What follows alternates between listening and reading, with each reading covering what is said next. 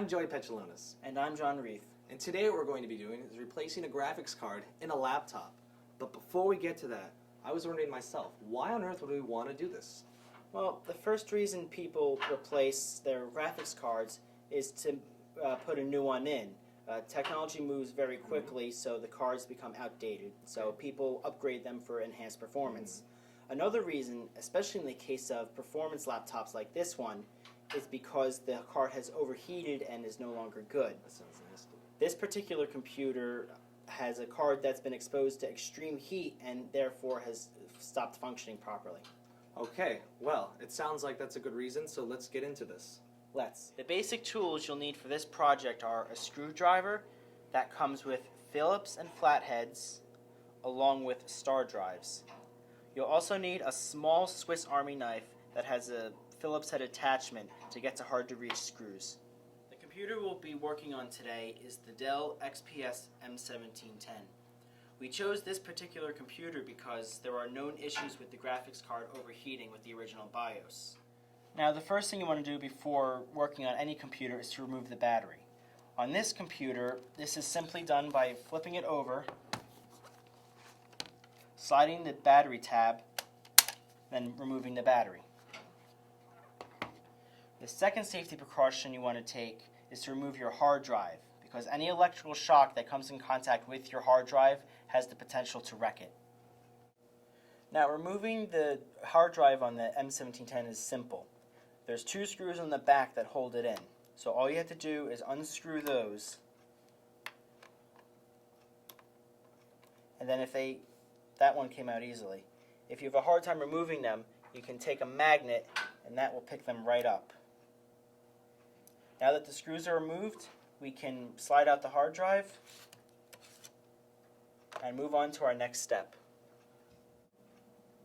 Now, the next piece of hardware you want to remove is your random access memory, also abbreviated as RAM. And as you can see, that is located under this central panel, which, like the hard drive, is held in place by two screws. Once they're loosened, the panel simply pulls off, and there you can see your two sticks of RAM.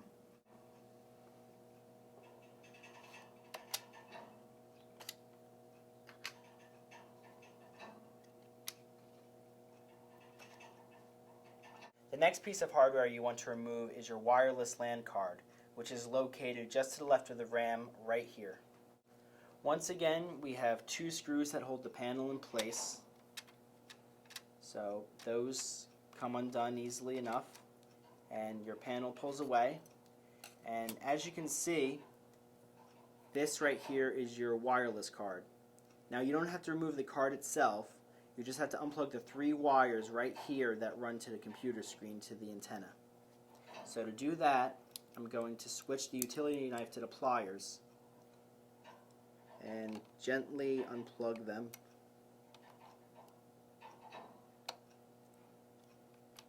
And with that done, we can move on to the next step.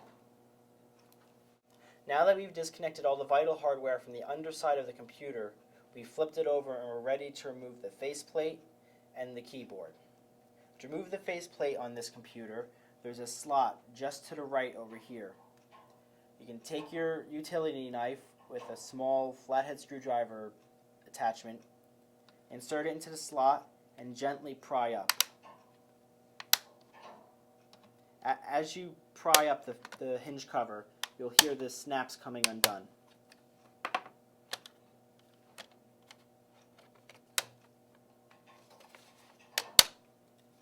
And there's that. Now that we've removed the hinge cover, we can get the big screwdriver out with a small Phillips head attachment and remove the keyboard. Like the other covers, there are two screws, one here, one here. Simply remove those.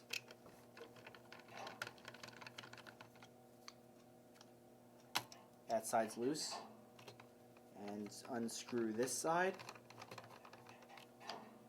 That one's good to go too. And simply lift up the keyboard and slide out the four tabs. Now, as you can see, there's a ribbon connection in here. So what you have to do is lift up the plastic tab that holds it in place like this, and gently remove the wire. Now that we have the keyboard out of the way, we have access to the plugs that go to the monitor. So now that we can see those, we'll take this first one, which has this blue pull tab on it, gently rock that out of position and pull it out of the channel.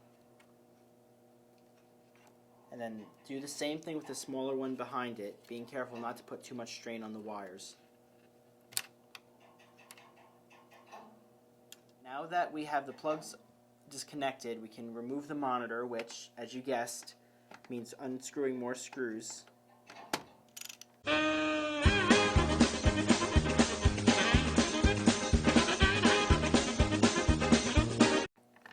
Once you get to the final screws, you'll want to support the lid so it doesn't bend anything.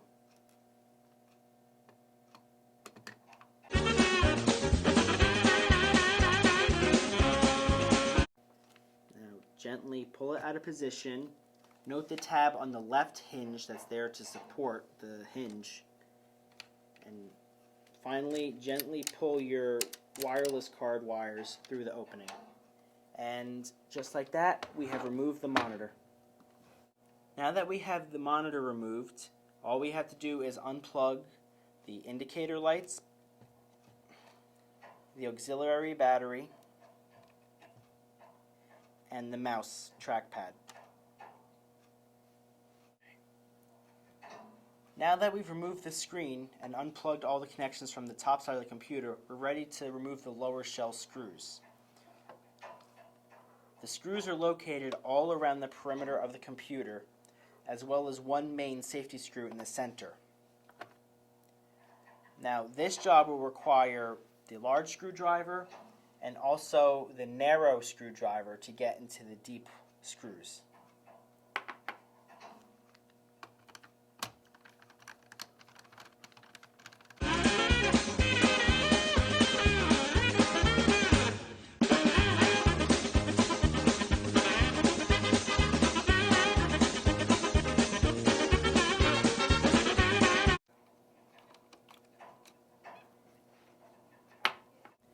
Now that we've removed all the screws from the lower shell, we're ready to remove the screws from the upper shell. There are only several screws here to worry about, and they are indicated by these P marks.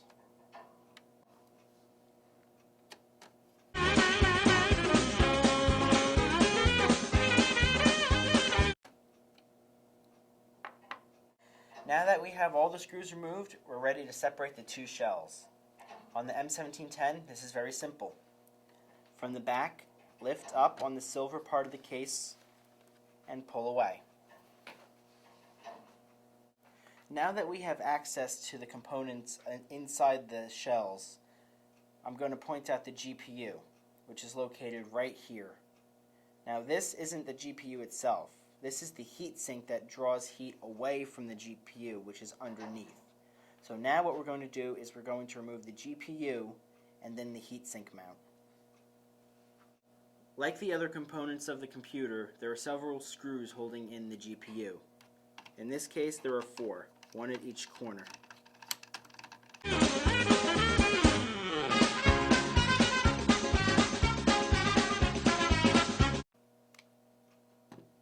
Now that the screws are loosened, gently pull up on the heatsink mount and the graphics card will come with it.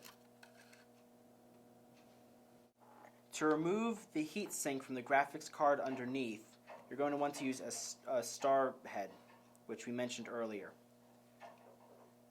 To do that, simply remove the 4 screws holding the bottom and top brace of the heatsink in place.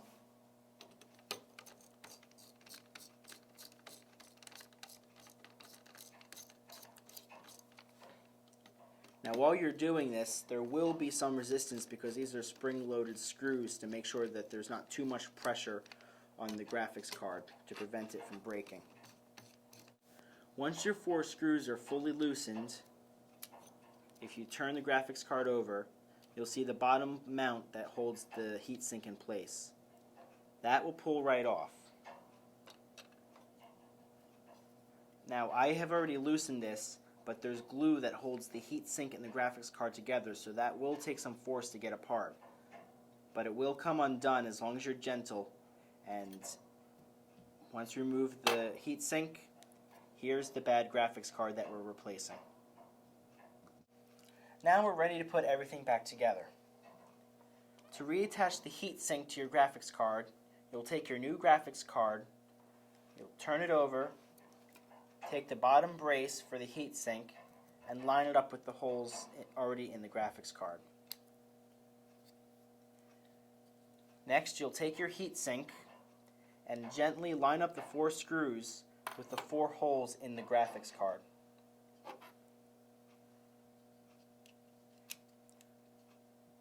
It'll help you to line it up if you line up the 4 mounting screws for the whole assembly with the holes in the card. Right, now that we have it lined up, screw it all back together.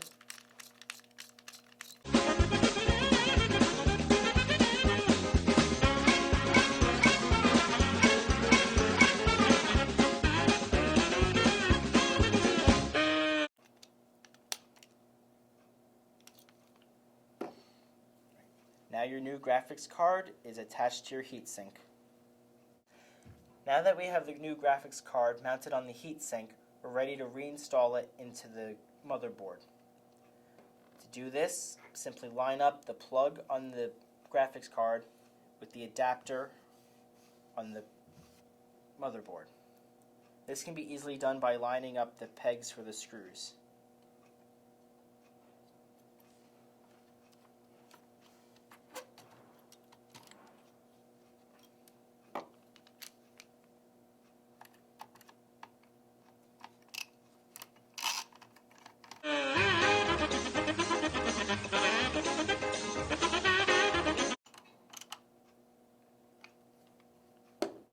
Now that our main objective of replacing the graphics card is complete, we're going to reassemble the rest of the computer.